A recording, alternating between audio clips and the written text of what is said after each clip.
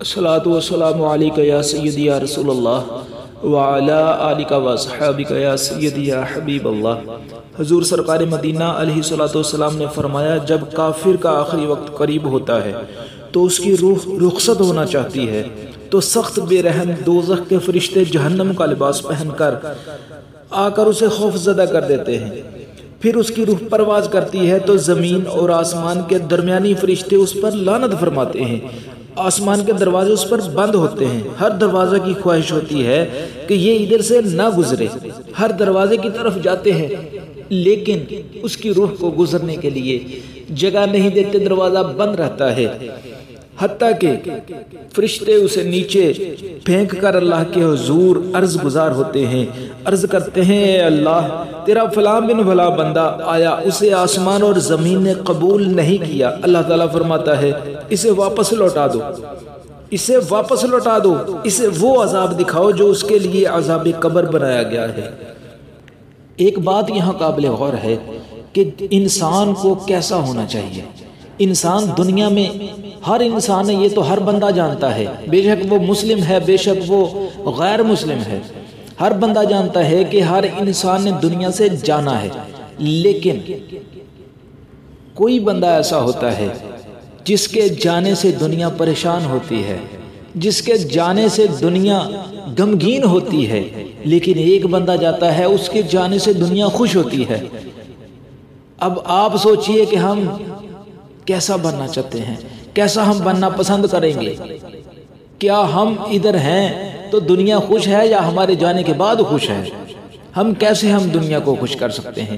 یہ تو ہمیں اللہ تعالیٰ کے احکام کو اور حضور علیہ نبی جنا علیہ الصلوۃ والسلام کی سیرت کو پڑھ کے اس پہ عمل کریں گے تو ہی ہم کامیاب ہوں گے، ورنہ ناکامی ہمارا مقدر ہے۔ اللہ تعالیٰ فرماتا ہے، اسے واپس لوٹا دو، اسے وہ عذاب دکھاؤ جو اس کے لیے عذاب قبر تیار کر رکھا ہے، کیونکہ انسان کے ساتھ میرا وعدہ تھا، انسان کے ساتھ یہ میرا وعدہ ہے، جس مٹی سے تیرا خمیر اٹھایا گیا تھا اسی میں تجھے لوٹا دوں گا۔ پھر جب اسے دفن کر کے چلتے ہیں تو وہ جانے والوں کے پاؤں کی آہٹ سنتا ہے، فرشتے اس سے کہتے ہیں، تیرا رب کون ہے، تیرا نبی کون ہے اور تیرا دین کون سا ہے؟ وہ کہتا ہے، میں نہیں جانتا۔ پھر اس کے پاس نہایت غلیظ اور بدبودار کپڑوں والا نہایت بدصورت آ کر کہتا ہے، تمہارا ہمیشہ رہنے والا عذاب مقدر بنا دیا گیا ہے، اسے قبول کر۔ وہ کافر کہتا ہے، اللہ تجھے بری خبر سنائے، تو کون ہے؟ وہ کہتا ہے، تیرے برے اعمال ہیں، تو برائیوں کو پسند اور نیکیوں سے اجتناب کرتا تھا، لہٰذا اللہ تعالیٰ نے تجھے برا بدلہ دیا ہے، اللہ تعالیٰ تجھے بھی اور برا بدلہ دے، اللہ تعالیٰ تجھے اور بھی برا بدلہ دے۔ پھر اس گنہگار کے لیے اندھا فرشتہ مقرر ہوتا ہے جو لوہے کا ہتھوڑا لیے ہوئے کھڑا ہوتا ہے، اگر اسے جن اور انسان بھی مل کر اٹھانا چاہیں تو اٹھا نہیں سکتے۔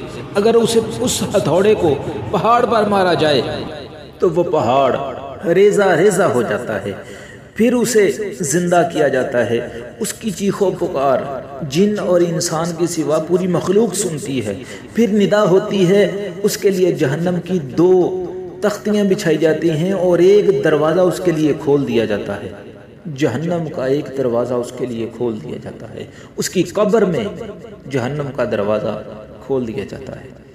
اللہ اکبر، ذرا غور کیجئے، ذرا غور کیجئے، کیا عذاب ہے کافر کا اور اس گناہگار کا کیا عذاب ہوگا جو اللہ تعالیٰ کی اور اللہ تعالیٰ کے محبوب علیہ الصلوۃ والسلام کی تابعداری فرما برداری نہیں کرتا۔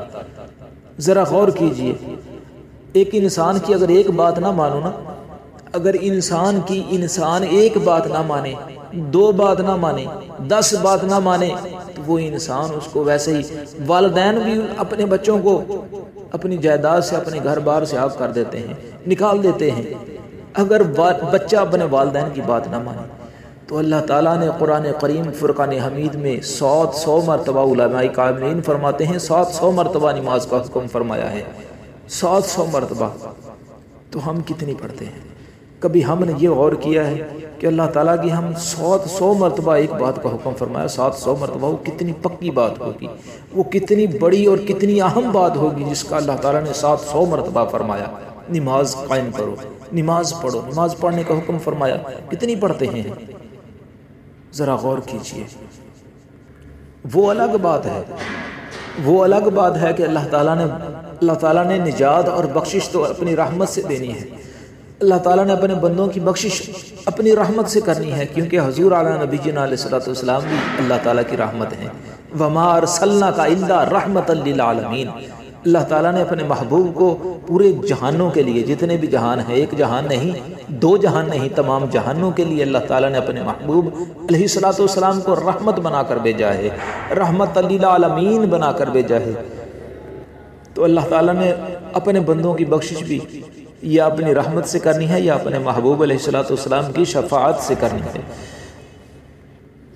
اب تھوڑا آگے سماعت فرمائیں، جو مومن ہے، جو مسلمان ہے، مومن کا، مسلمان کا، جو اللہ تعالیٰ کی تابعداری، اللہ تعالیٰ کی فرما برداری، اللہ تعالیٰ کے حکم کو ماننے والا، اللہ تعالیٰ کے محبوب علیہ السلام کے حکموں کو ماننے والا، اللہ تعالیٰ کی اور اس کے محبوب علیہ السلام کی اطاعت و فرما برداری کرنے والا، اس کی روح کیسے اللہ تعالیٰ کی بارگاہ میں جاتی ہے؟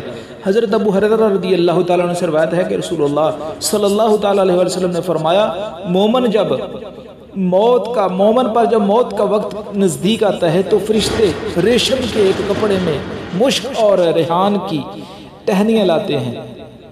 ان جنتی چیزوں کو، یہ جنتی چیزیں ہیں، ان جنتی چیزوں کو دیکھ کر مومن کی روح ایسی آسانی سے نکلتی ہے جیسے آٹے سے بال نکلتا ہے۔ غور کیجئے، مومن کی روح ایسے نکلتی ہے جیسے آٹے سے بال نکلتا ہے، آرام سے۔